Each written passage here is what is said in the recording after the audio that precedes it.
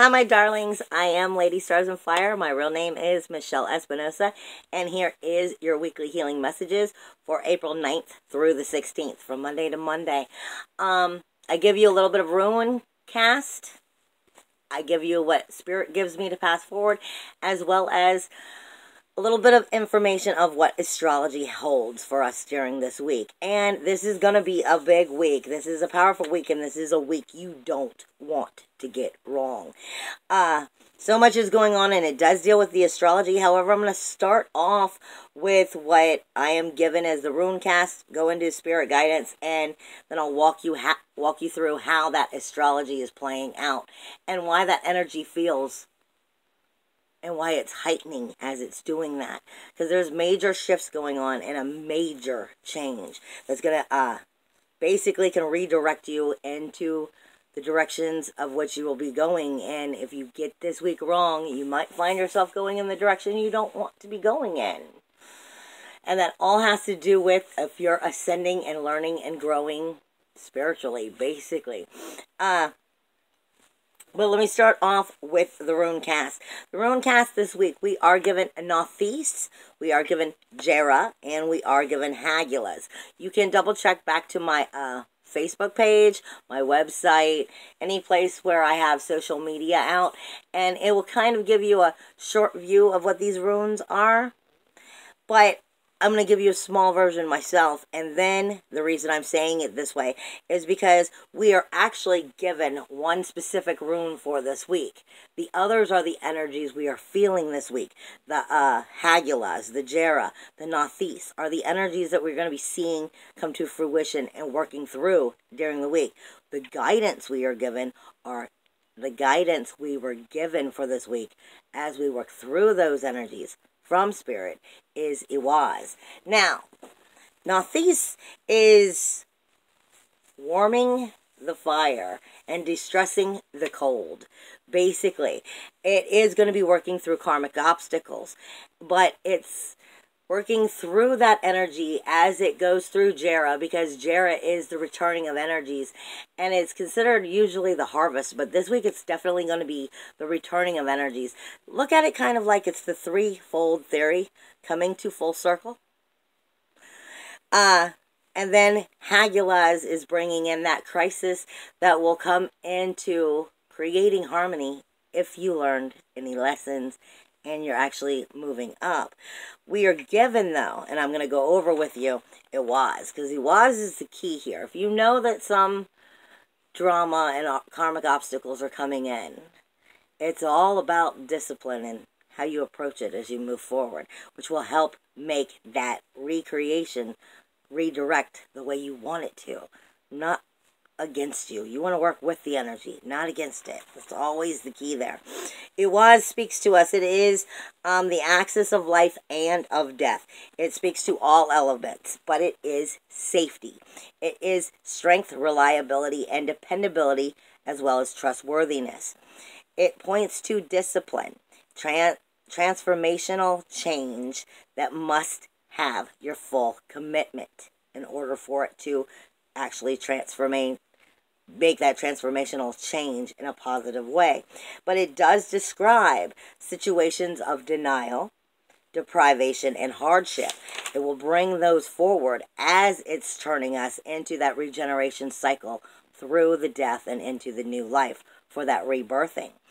It speaks to us of endurance, sacrifice, undertaking the rites of the very transformation. But it is a protective influence. It releases our latent power. It is our essential polarities coming to light so that we can work through them and heal them and move forward. It is the resilience into the greater life cycle of life, or lives, so to speak. It is a power companion of one who is walking their path. But it can also sometimes start to feel like it's the only choice to make, especially if you're doing it from the heart. Now, with me saying that about the runes right up front, like I said, you might want to go back and look under the Nothis, the Jera, and the Hagulas, because those are the harsher energies that are coming in as this week goes through. but turn to Iwaz, is what I'm being told.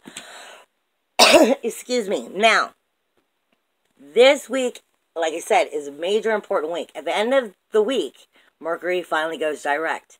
So you're in that last little bit of what Mercury has to teach you. And this is a very powerful time that Mercury is teaching you it. And you want to make sure you get these lessons before it goes direct. There's a reason, because as it shifts next week is when the reshaping actually will start to show itself and take its direction. You don't want to give it the wrong direction before it reshapes. This is a week where we are dealing with your ascendant in astrology. An ascendant is basically, you have the ascendant and you have the descendant. The descendant in astrology is what has already been. What also didn't necessarily work out for you. And where you learn so that you ascend. That's why it's called the ascendant. It is your Eastern Hemisphere, is what I'm being told. And this week is really reshaping that self-identity. And it's important that you remember that, because self-identity is both inward and outward. So it's the Eastern Hemisphere. And with that being said, as we start to move forward, like I said, you've got some karmic obstacles this week. I am given by Spirit, both in Hebrew letters, the Lamb and the Gimel. But before I start explaining them to you, because I always say the Spirit usually shows me, images, or puts images in my mind, or else they write in different languages, and usually it's in Hebrew. But I get a little bit of anything. But before we go into what the Lamb and the Gimel means, for those who believe in God, whether it's God you believe in, whether it's the universal energies, whether it's source energy, whether it's just manifestation, that's not up to me to tell you how to place that energy in your mind and what you believe. As long as you are moving towards the right direction. But I'm going to use God in this example. God doesn't bargain. Okay? And as that karmic obstacles come in, that's something we need to remember. God doesn't bargain. He doesn't work with a merit system. Like I said, source energy, universal energies, whatever you want to see it as. It doesn't work with a merit system. You don't get extra stars for good behavior. That's just saying you did the good thing. But if you're doing the good thing for the wrong reasons and your heart's not in it, it was kind of pointless to do it. Like I said, God doesn't bargain. The point is if you say you're going to do something, do it. Don't make yourself be a liar. Because self-identity also starts with, are you going to be responsible to your own self and what you choose to speak and say, and actions and what you do. This is where self-identity starts. Is it truthful right from the beginning? Now, with that being said, we are given a Lamb first. And Lamb speaks to us, are we learning from the seed of wisdom? Period. It speaks to us of the heart ascending into the mind's comprehension. The heart itself ascending up and into the mind's comprehension. Not the mind leading the heart, but the heart leading the mind. As we start to move forward, it's speaking to us of cleansing and purification from within ourselves and our lives, so that the heart can ascend into the mind's comprehension. And then it speaks to us of, as this is happening, we'll follow the instructions that you were given from your spirit guides, from your gut feelings, from your inner knowing. Follow that. But in order for you to get to Lamb and really fully move forward, you must understand the Gimel. And the Gimel is reward and punishment. And this is why I said God doesn't work on a merit system. God doesn't bargain. You make a promise, keep it. That's plain and simple. The Gimel is the reward and the punishment. It is the power of free will and freedom.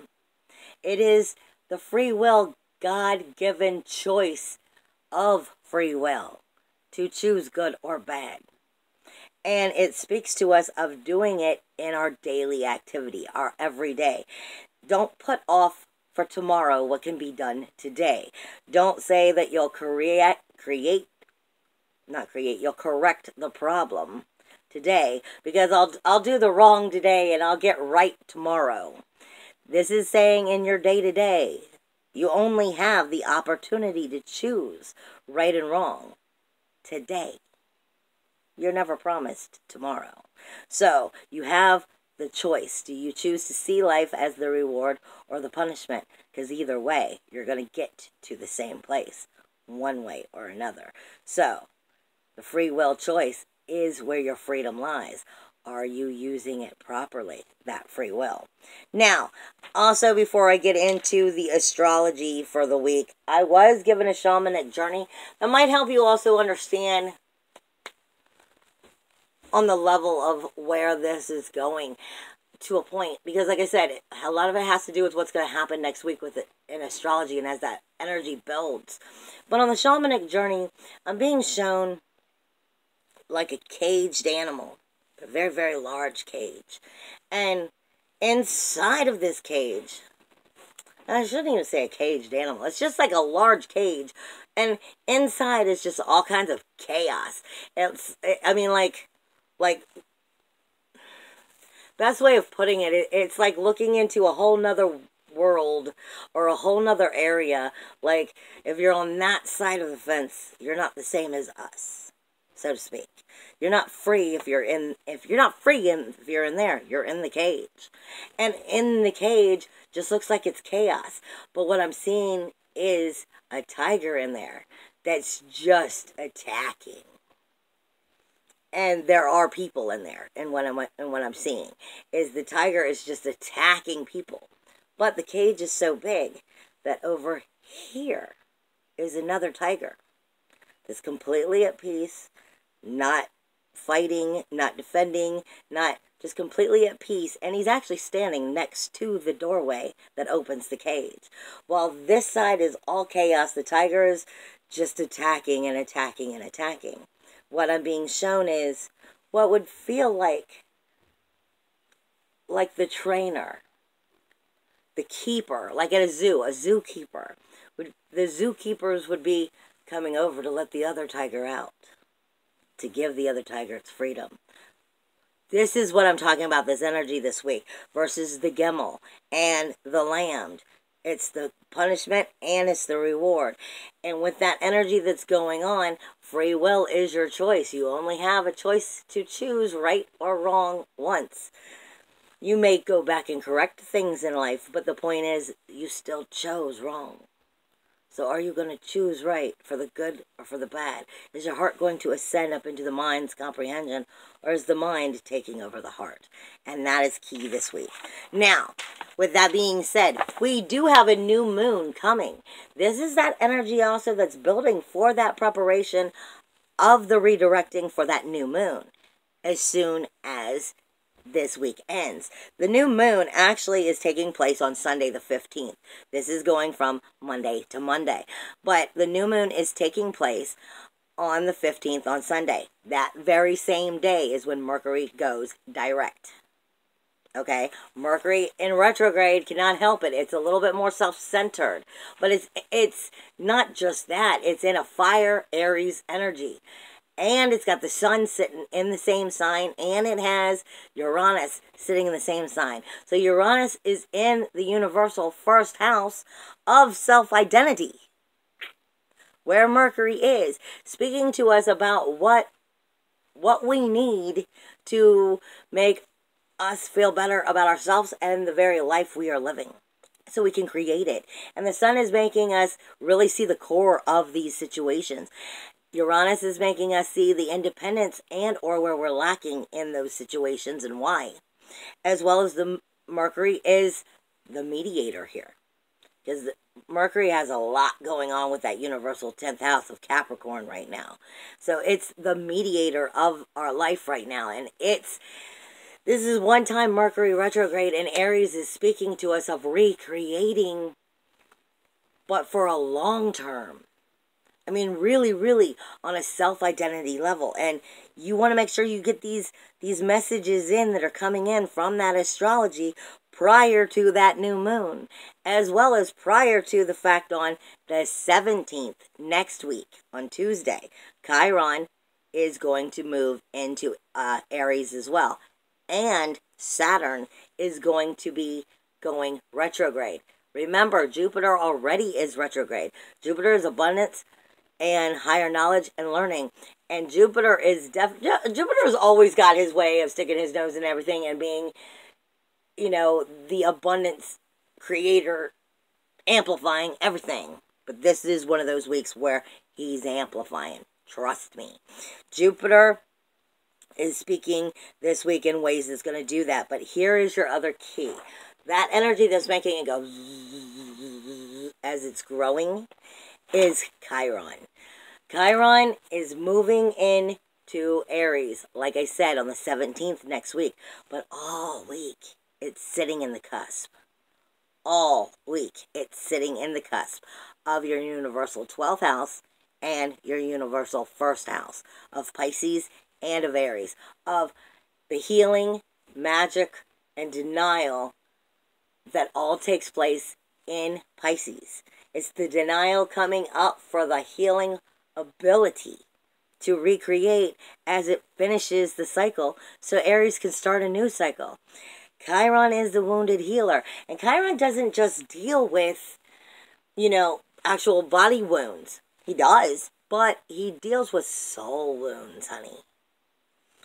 He deals with where the mind and the heart can't agree. That's what this has to do with. He deals with what the heart can't let go of. Perfect example, which I am going to get into too, because Chiron is affecting the body in so many ways for so many people. And like I said, this has to do with ascending. This has to do with maturing and in a form, like I like to call it, is leveling up in your spiritual gifts and your spirituality, your soulfulness. But as you do that, you go through healing blocks within those chakras. And Chiron speaks to us not just of one planet, but he brings 2 planets of energy to us. He brings us our independence, which is Uranus, our individuality, our uniqueness, and our freedom, and he brings Saturn's walls, rules, and boundaries. So when we hit the body, he's speaking to us of like that whole flu feeling. Especially if you're really not sick, but you just don't feel right.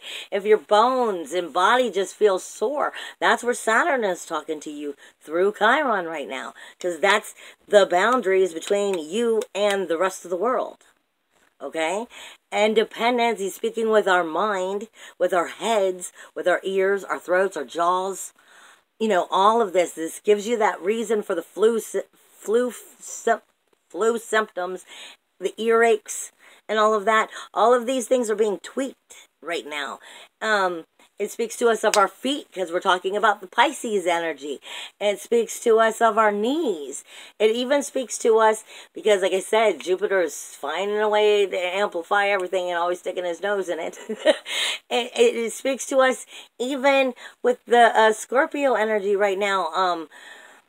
Your solar plexus might really be getting affected. So you might be feeling, you know, solar plexus straight on up through the crown. You may be feeling the lower back pain. You may be feeling kidneys, liver, pain, or infections or detoxifications might be going on.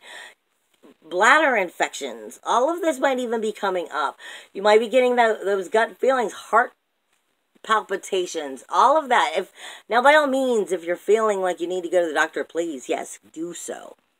But if the doctor says there's really nothing wrong with you, very well maybe the planet's adjusting in you the alignment of your chakras. So don't be surprised, because you're getting an upgrade, honey, basically. Like I said, Chiron will be in the cusp of the 2 houses, of the 2 signs all week, the universal 12th house and the 1st house. So the cycle is coming to an end. End of discussion. The point is are you creating the same cycle to start over? Or did you learn and move forward? Did you learn from the seed of wisdom? Is what that was about. Now, again, our week, the key here is, with us knowing Chiron, the wounded healer, is speaking to us of creating that new cycle. You put that off to the side and you just know that's there. The next most important part for the week, the key is Taurus has Venus in it. And Taurus, Jupiter, and Juno are definitely talking. The universal second house speaks to us of our small possessions, like your cell phone and stuff like that. Things that are important to you, that you use in your daily life, but they're not possessions that are big like the car or the house. They're the little things.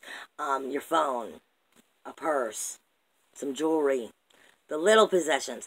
But with that being said, the most important part of that universal second house is Venus is talking to your self-worth, your self-value, your self-esteem. And Venus is speaking to Jupiter all week. And Jupiter is in the universal 8th house of Scorpio, which is life, death, rebirth, and fertility, basically. And how can that happen, especially in what relationships are responsible for? So this isn't just your relationships of your life. This is your outer world and what the responsibility is to those relationships. And Jupiter is going to magnify it and amplify it. And that energy is going straight over to Juno. And Juno is, in mythology, Juno is Jupiter's wife. It takes great commitment and great sacrifice and power to be married to such a powerful energy. Juno is what commitment of true love is about. Are you willing to commit to what is important to you? Are you willing to sacrifice? Sometimes sacrifice isn't about giving up. Sometimes sacrifice is about getting what you want. So Juno's commitment is coming in, speaking with Jupiter and the higher knowledge and the abundance and the magnification of what is being created, so what that didn't work in the past cycle you can learn from it and start to create a new cycle and make it work with your relationships of your outer world, as well as not losing your self-value, your self-worth, your self-esteem, finding your freedom within it. Again, I'm going to take you back to free will, and that we were told to look at runes for runes to look at Iwaz, because in astrology it literally is shaped as Iwaz.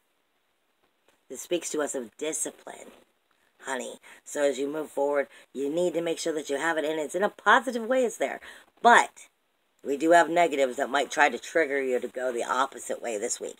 Now, the challenges this week is Mercury, the Sun, and Uranus in Aries, that universal first house, is squaring the 5th house, which is where the node is, and the North Node. And the North Node, I say over and over and over again, the North Node's job, point blank, is to make you learn what you have to learn in order to move forward.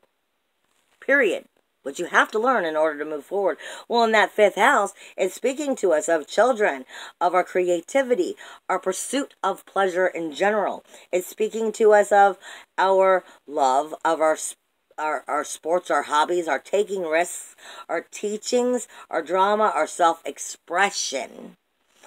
But the 5th house also is Leo the Lion. It is about service. Service to yourself and service to others in a balanced way, so that the lion can be responsible for being the king of the jungle. With royalty comes both power but obligations. You're responsible as well as obligated. So that's your key here of learning how to bring all of that into full circle. You've got Mercury communicating in that first house of your independence, your independence, your individuality, your freedom, your uniqueness, and your inventive self. Speaking to the core of how to do it. The Mercury, again, is the mediator, and he's definitely going to shift back into that mediation. But he can only learn this stuff this week because Uranus is still speaking to him of this. Remember, we have 2 months. Not even 2 months. You have a month before Uranus goes into Taurus and moves. This is the only time Uranus is going to teach Mercury these lessons. He's not going to be back to do it for another 65 years. This is an important part of making sure that that new cycle starts right. Get this week right, babies. Because all of this energy is speaking to the universal 10th house of your outer community, but it is your actual desires of your goals, of the foundation, how to create it and bring it into fruition, as well as within your career life. Okay? There's so much power going on here. And bring all of that into fruition, because that's what Capricorn is. Capricorn is the foundation, and doing sometimes things the old-fashioned way is the best way to create the proper foundation. It takes you right back to, are you going to do things for the right reasons, or are you in a hurry and I'll fix it later? Because fix it later may not come. Okay? Pluto is death, decay, and destruction for rebirth, renewal, and regeneration. Honey, this means it's time to change. And at least rebirth if you've already started making the change. It's time to start breaking through, as I always say with the lotus flower. It's time to start getting out of that muddy, murky water, break through, and start to find a way to bloom. This is, Capricorn has Pluto in it. It has Mars in it. It has Saturn in it. Saturn is in that shadow right now. It's picking apart those darker areas so that it can start making these corrections in a week when it goes retrograde. Okay, Lilith, which is you can't make me do anything I don't want to do, and Vista. So, we are talking about rules, boundaries, changes, and pure fire, passionate energy. So, as all of these energies are lifting and sifting through the dust of the air, you want to make sure you're acting right. You don't want to let the aggressions take your fire and your passion in a way that will explosively turn you down a road you don't mean to go down. Be responsible. You have to have your discipline here. You can have your passion and you can take it in such a right way, but make sure that you're minding your actions so that you don't use them against yourself on accident. This week would be a very bad move. Positives, we have a lot of positives, and let me just tell you, I don't have time to go over all the positives, which is a wonderful, wonderful thing, but what I'm saying is sextiles. In astrology, when you have a lot of sextiles that are happening, it takes the harmonious energy that could really move you in a, like a catapult you forward energy in a positive way. If you have too many of them, what ends up happening often is the catapult just gets pulled back, and then I got lazy and I forgot to fly out, basically. So the point is, this week, make sure you're using it in the positive, but don't get lazy, because if you get lazy, you may miss the opportunity altogether. And that is going to be speaking to your ascendant at moving forward. Don't put off, again, doing the right thing, making the right choices. You only have the free will to choose the right thing at the right time once. You can go back and sometimes make corrections, because you might have screwed up. Hey, we've all screwed up. But the point is, this is one of those areas you have the one time. Don't screw up that one time. Now, we also have, like I said, very positive energy this week. Chiron itself is trining Leo. It is trining that North Node of what you need to know to move forward. It is trining that pursuit of pleasure within your life. It is trining the personal interests of the risk-taking, of the hobbies, of the lovers coming into your life, of, all the things that make you enjoy the created life you're creating. But, like I said, you want to keep your balance. This is a positive time, because Chiron is speaking to you of healing those wounds and what you need to know to do it. And it can be done like so, again, if you don't get lazy about it. Because all of those sextiles can very much make you lazy about it and just get too comfortable and I can get to it tomorrow. No, you might miss it if you wait. Then you've got Taurus again. Like I said, your power this week is Taurus and Venus. Venus is your sensitivity. I say this all the time. Venus is not love. She can create love. She can help make it so. Venus is, you know, the charmer within. Venus is the one that seeks the pleasure and wants to enjoy and loves the way it feels. But Venus also knows how it feels when it hurts. I tell people all the time, if you put your hand in an oven at 365 degrees and you get those cookies out without an oven mitt and you burn the crap out of your hands, that is Venus saying, don't do this shit. This is the shit that hurts. Venus speaks to you of what your senses are and why it is good or why it is bad and how to take it in the proper directions. Listen to her this week because she is speaking also with that universal 10th house, which has got Pluto in it, Mars in it, Saturn in it, Lilith in it, and Vesta. That is a full-on earth fire power right now. Period. Your outer community is a full-on earth fire power that is trying to help you find the right foundation to build as you move forward. It's up to you to be intelligent enough to seize the day. I love you. See you next week. Hugs and kisses in the wind. Bye, everybody.